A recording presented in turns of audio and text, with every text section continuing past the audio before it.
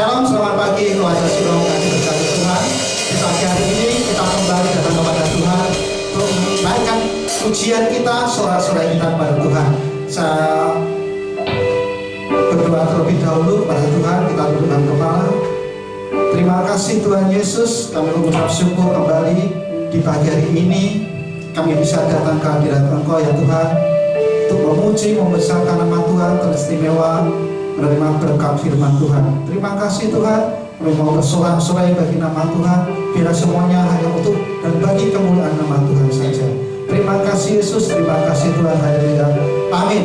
Saya percaya keluarga kami rumah diberkati Tuhan luar biasa, karena Tuhan kita Tuhan yang sangat baik, teramat baik buat kita semua. Haleluya. Saya persilakan semuanya untuk bangkit berdiri, kita mau bersorak-sorai bagi nama Tuhan. Haleluya.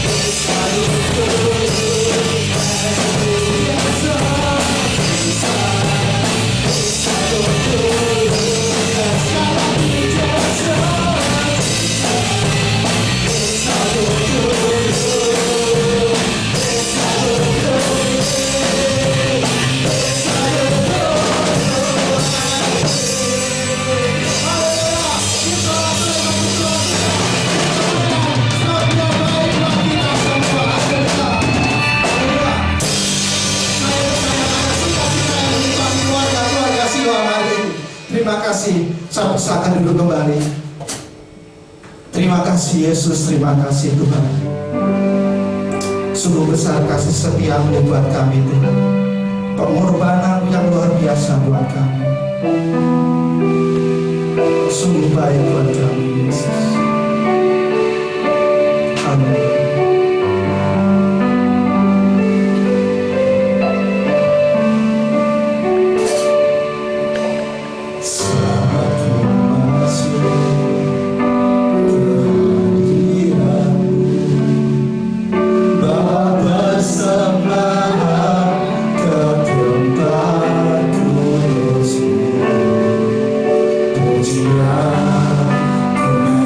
Sembahku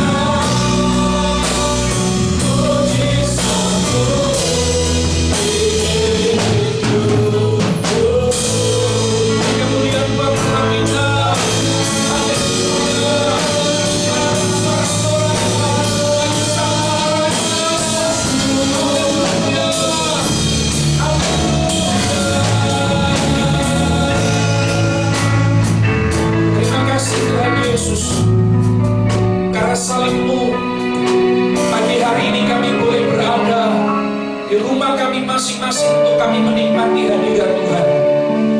Karena salib-Mu, kami diperdamaikan dengan Bapa di sorga.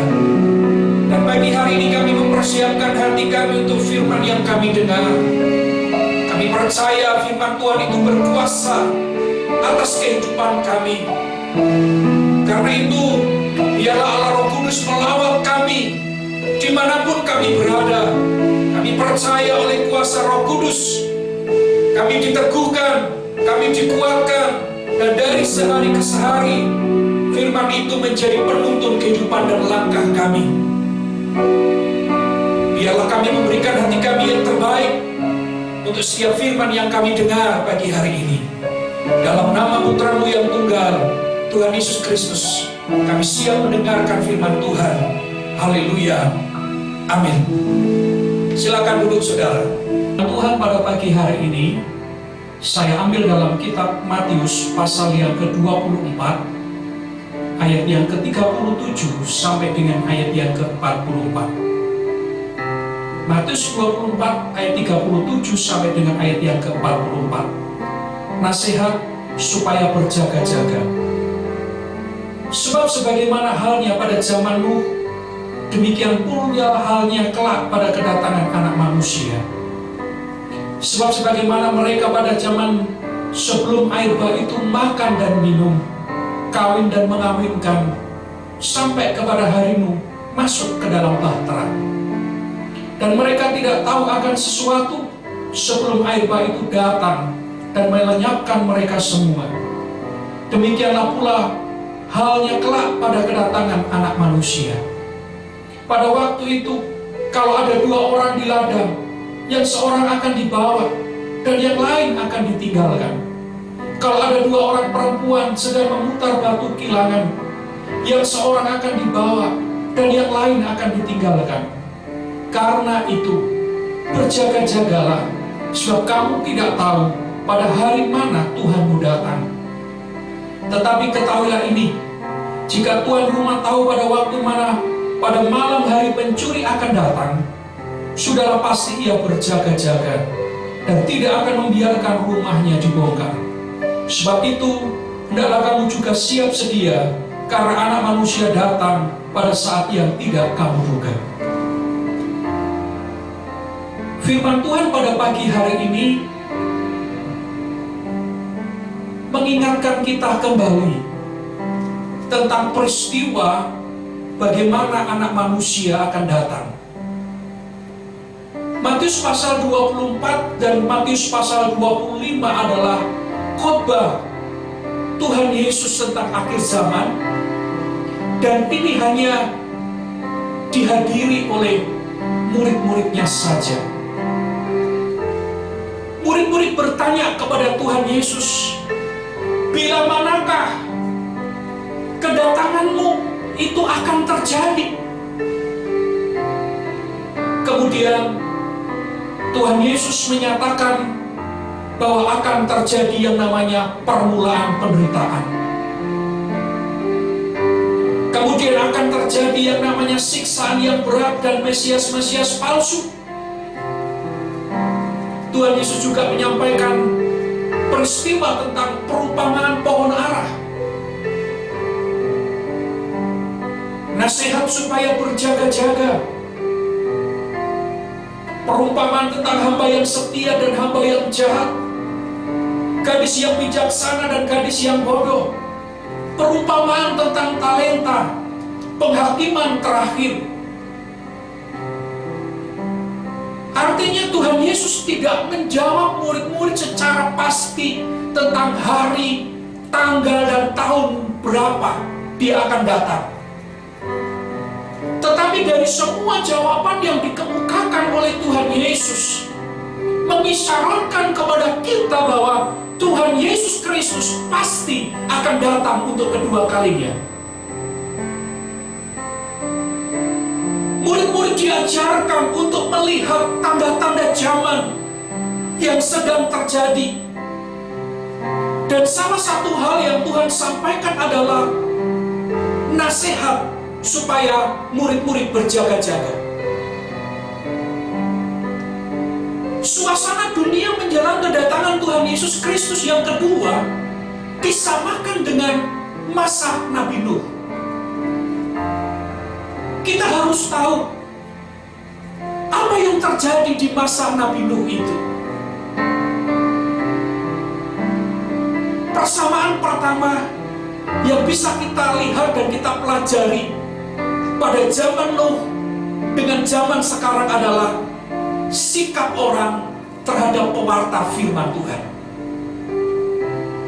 Nuh adalah orang yang hidup berkenan di hadapan Allah pada zamannya.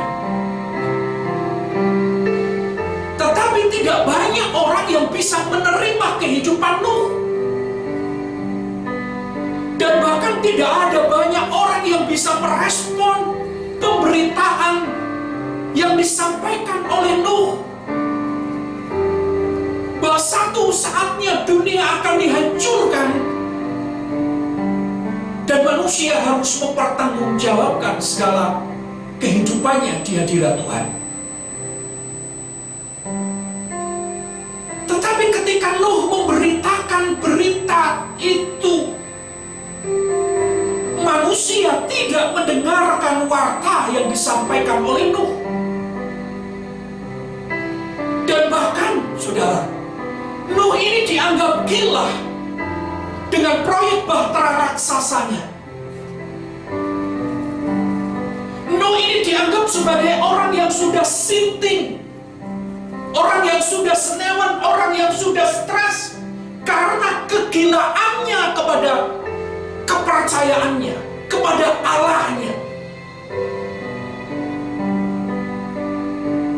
Nuh tidak diterima oleh orang-orang yang ada pada saat itu dengan berita yang dibawa olehnya bahwa bumi akan dihancurkan.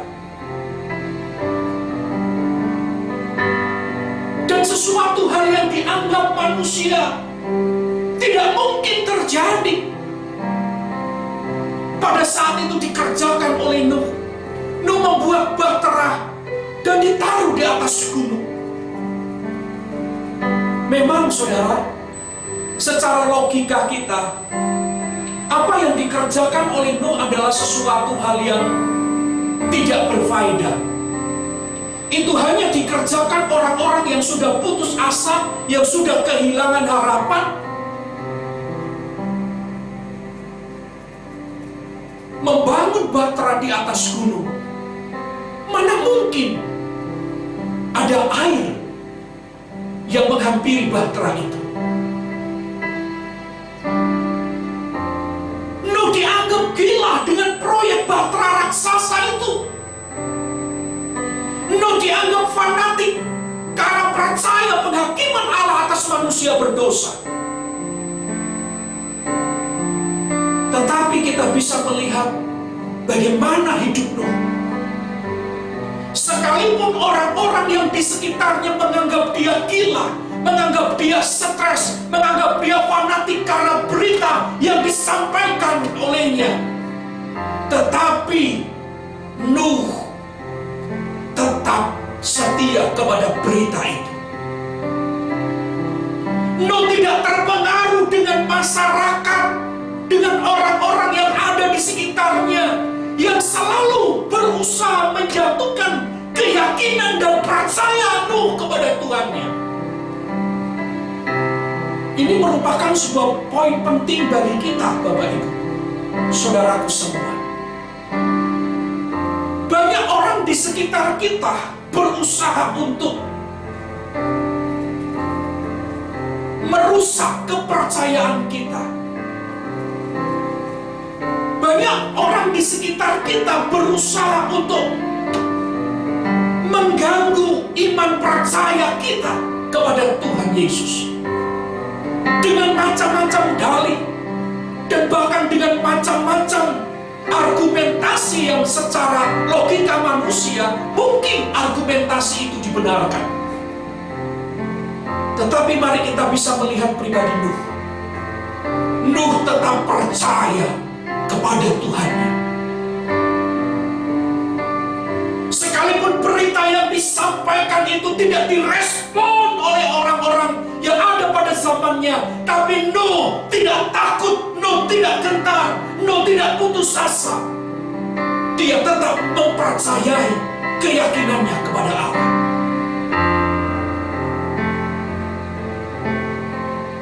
Lalu bagaimana saudara dengan kehidupan zaman ini?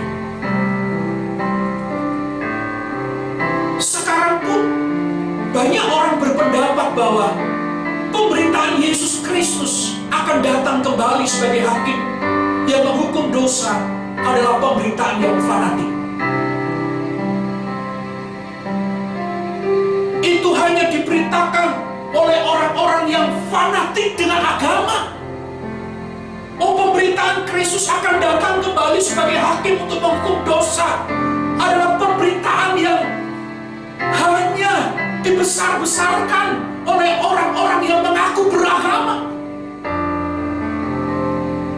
Dan orang sekarang ini di zaman ini tidak mau mengerti akan hal ini dan menganggap pemberitaan akan kedatangan Yesus kali kedua yang menghukum dosa itu adalah pemberitaan yang tidak bisa masuk logikanya. Mereka mengabaikan pemberitaan itu dan hanya menganggapnya sebagai angin lalu saja. Sama seperti zaman Nuh, sedikit yang serius menanggapi penghakiman Allah dengan hidup kudus di hadapannya. Mereka berpikir tidak ada penghakiman dan Allah itu penuh kasih. Itulah yang terjadi di zaman kita. Sedikit orang yang serius menanggapi penghakiman Allah. Sedikit orang yang serius untuk datang kepada Allah dengan kekudusan di hadapannya. Banyak orang datang kepada Tuhan tapi punya motivasi dan tujuan yang salah. Mereka hanya mau mencari kenikmatan. Mereka hanya mau mencari kesenangan bagi dirinya sendiri. Tetapi ketika Tuhan mengajak mereka untuk hidup kudus di hadapannya, mereka menolak. Dan mereka berkata, "Tidak bisa saya. Dunia tidak bisa membawa saya untuk hidup dalam kekudusan, karena dunia ini jatuh dalam dosa." Sehingga ketika ada tantangan, hamba-hamba Tuhan yang mengajak, mari kita sungguh-sungguh serius untuk datang kepada Allah. Mari kita sungguh-sungguh untuk menjaga kekudusan di hadirat Allah. Banyak orang menyerah dan mereka mengundurkan diri dari pengiringannya kepada Tuhan, karena menganggap pengiringan kepada Tuhan itu sangat berat untuk dilakukan. Saudara, itulah yang terjadi juga pada zaman Nuh. Kalau orang-orang diajak untuk hidup kudus, mereka tidak mau dan bahkan mereka menolaknya. Karena mereka berpikir tidak ada penghakiman. Karena Allah itu penuh kasih. Masa Allah yang menciptakan manusia mau menghukum manusia? Saudara, ingatlah ini. Allah itu kasih sekaligus adil. Artinya apa? Allah kasih sekaligus adil. Allah itu tidak mau menghukum manusia yang berdosa dengan kasihnya, tetapi dengan keadilannya Allah harus menghukum manusia yang berdosa. Memang ini dilema, saudara. Tapi ingatlah, itu sudah dikerjakan Yesus di kayu salib. Yesus Kristus Tuhan adalah korban penebusan bagi kita, korban pendamaian kita dengan Bapa di sorga. Karena itu bagi hari ini nanti kita akan mengikuti persekutuan dengan tubuh dan darah Tuhan Yesus Kristus. Saya berdoa dan mengajak semua kita, mari kita hidup serius dengan Tuhan. Dia sudah mencurahkan banyak hal dan bahkan nyawa putranya yang tunggal diberikan untuk kita.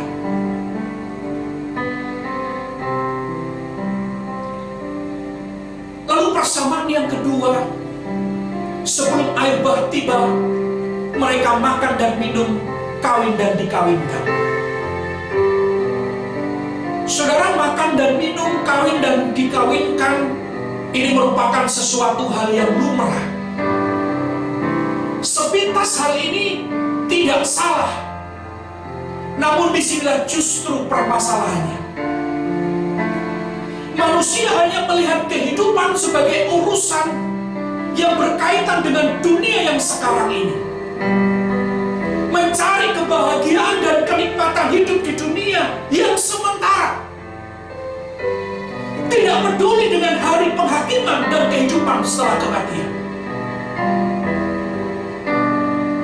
Jadi orang-orang yang ada di zaman Nuh itu berkutat hanya pada masalah pemenuhan kebutuhan jasmani, pemenuhan kebutuhan hidup. Hanya urusan yang berkaitan dengan dunia yang sekarang ini yang mereka pikirkan.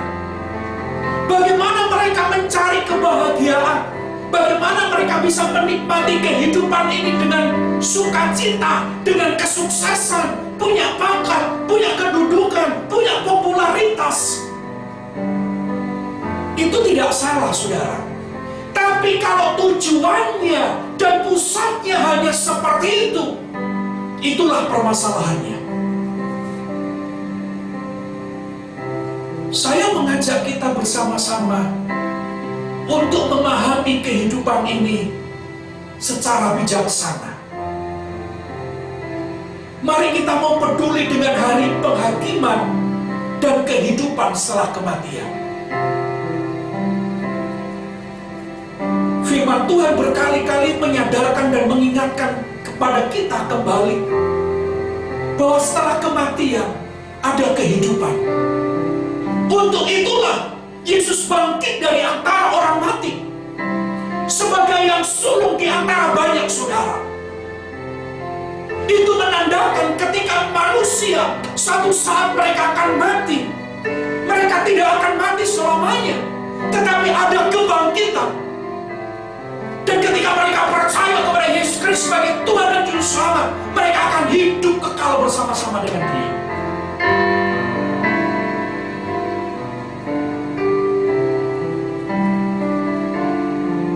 Nah, saudara, penghakiman dan datang kerajaan dan kedatangan Tuhan Yesus kali kedua, hal itu dianggap tidak nyata karena tidak kelihatan. Nah, hal ini terus terjadi sampai saat ini. Orang-orang yang mengingatkan dan menyadarkan kita bahwa akan datang yang namanya masa akhir zaman, akan datang yang namanya Yesus Kristus sebagai hakim yang adil. Mereka menganggap itu hanya guyonan, hanya fantasi pemberita Injil saja. Kenapa? Karena itu dianggap tidak nyata, tidak kelihatan. Manusia menjadikan dunia ini sebagai tujuan akhir hidupnya, atau bahkan tidak mempedulikan tujuan hidup karena mementingkan kenikmatan. Inilah yang harus kita hati-hati di akhir zaman ini. Manusia lebih cenderung didorong untuk memiliki pola hidup hedonisme.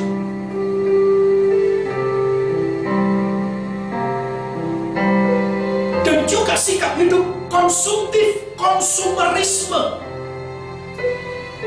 Itu menjadi semangat zaman ini.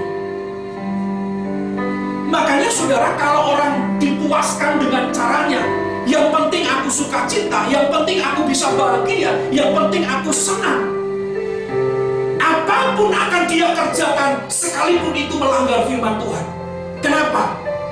Karena sifat ingin memuaskan kepentingannya sendiri. Itu yang menjadi tujuan manusia di akhir zaman ini. Manusia akan lebih menikmati hidup di dalam konsumerisme, hedonisme, dan isme-isme yang lain. Itulah yang menjebak manusia untuk tidak memahami kapan Tuhan Yesus akan datang kali kedua.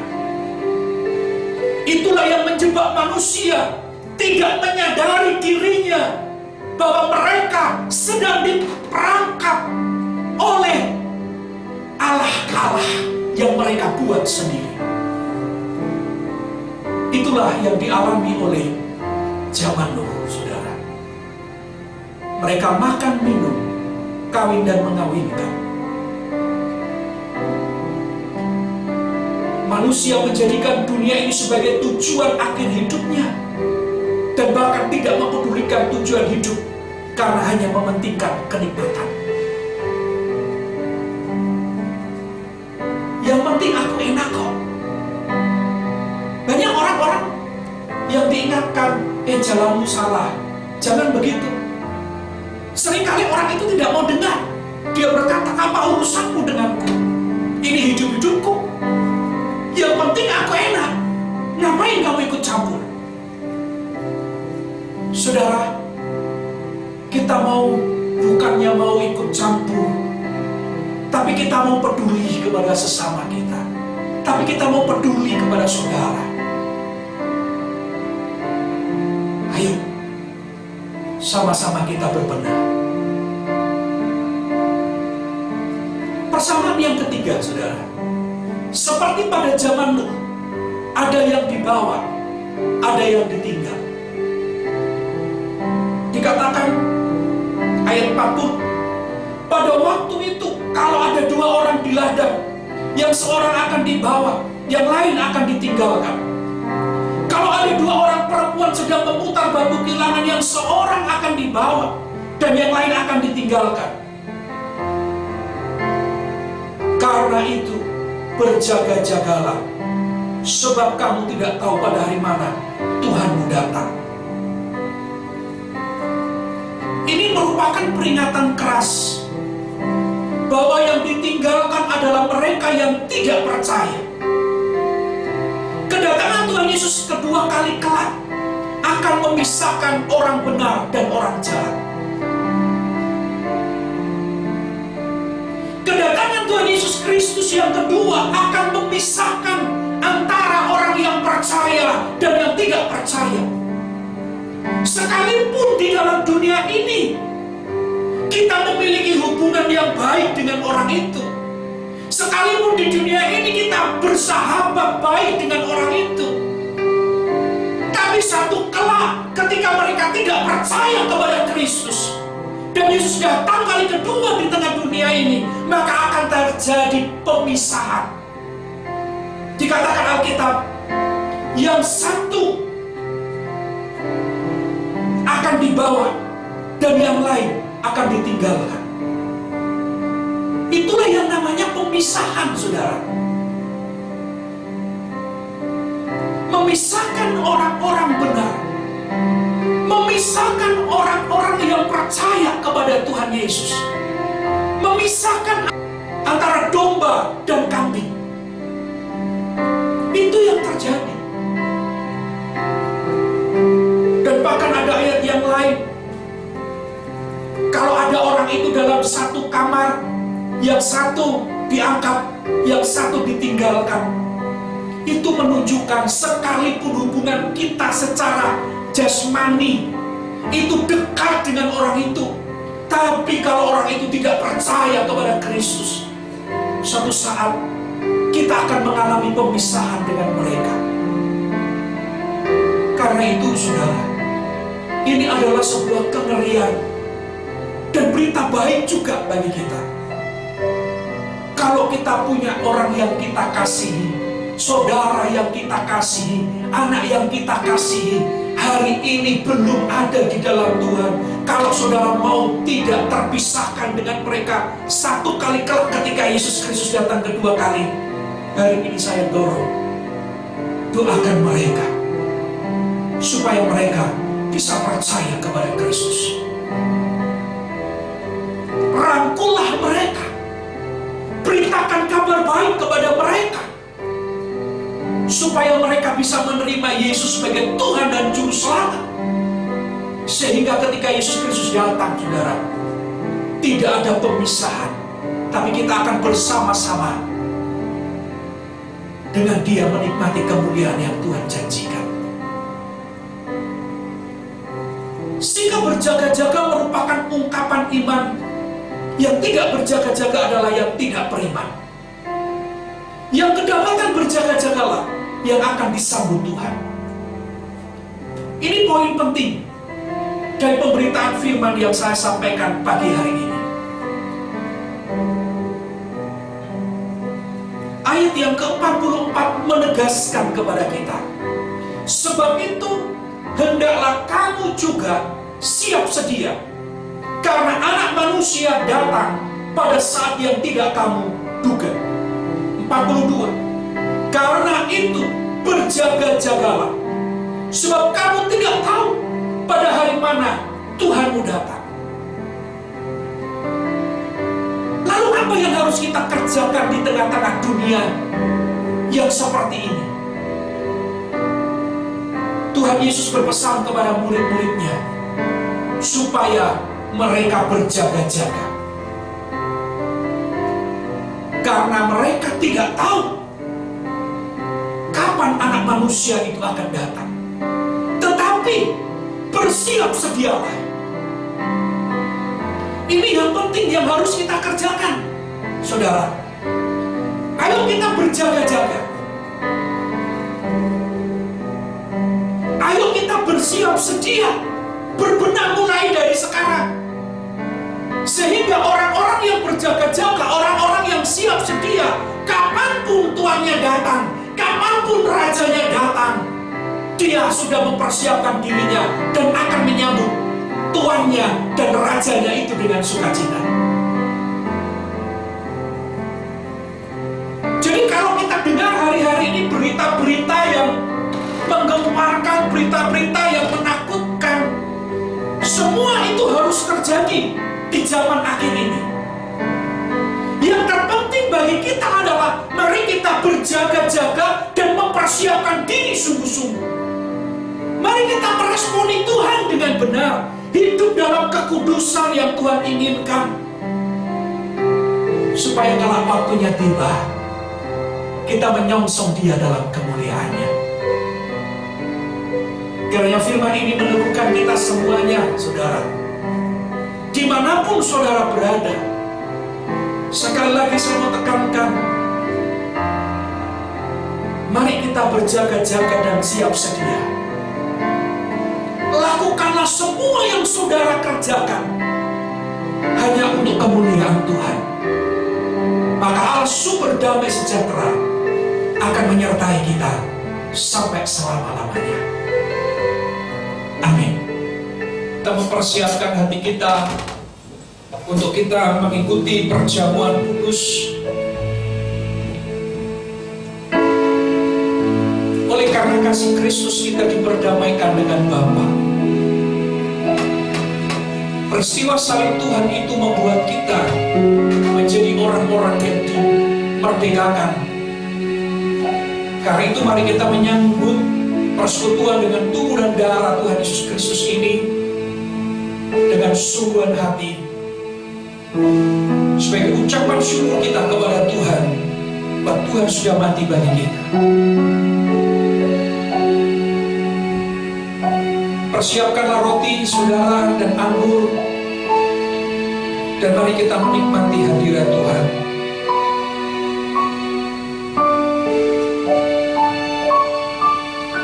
Mari kita mengangkat roti ini di tangan kita.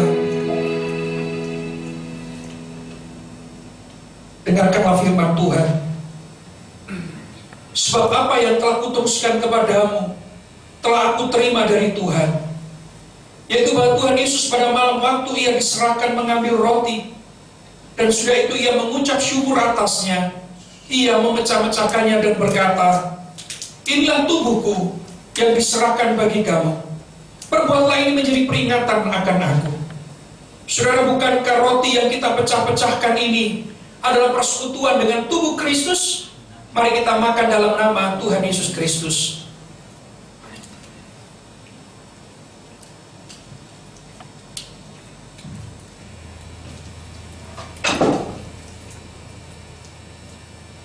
Mari kita mengangkat cawan ini di tangan kita. Demikian juga ia mengambil cawan sudah makan, lalu berkata, cawan ini adalah perjanjian baru yang dimeteraikan oleh darahku.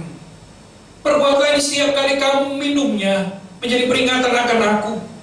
Setiap kali kau makan roti ini dan minum cawan ini, kau beritakan kematian Tuhan sampai ia datang.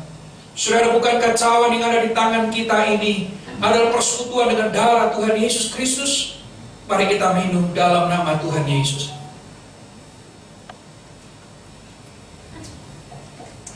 Mari kita mengangkat tangan kita, saudara, kepada Tuhan. Mari kita bersyukur kepada-Nya. Mari kita menyembah Dia.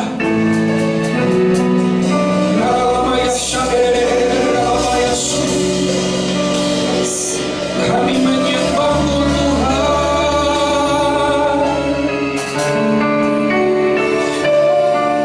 Kami bersyukur. Mari kita memuliakan Dia. Mari kita mengagungkan Dia. Haleluya.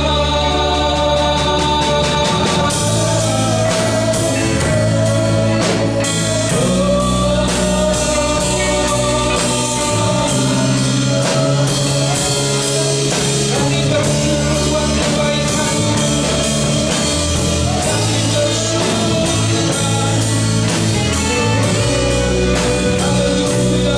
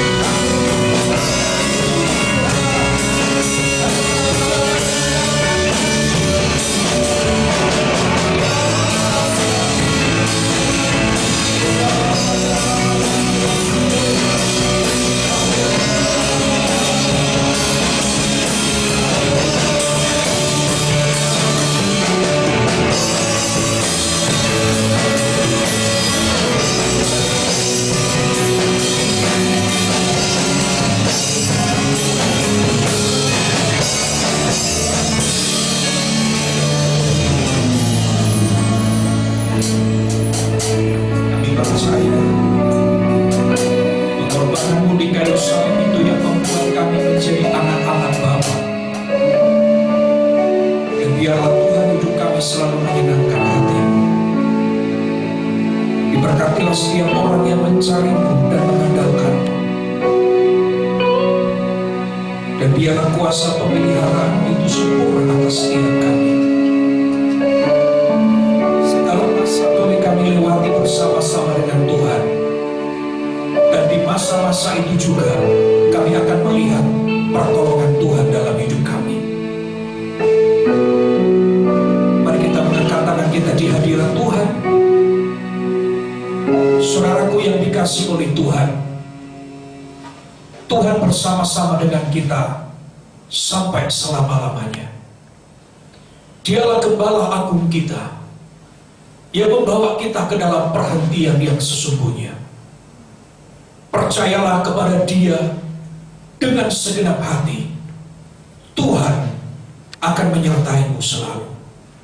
Sekarang terimalah berkat dari Allah Bapa, cinta kasih dari putranya Tuhan Yesus Kristus, dan kasih sayang dari Allah Roh Kudus menyertai kita, memberkati kita, melindungi kita hari ini sampai selama-lamanya, sampai Maranatha Tuhan Yesus datang kali kedua.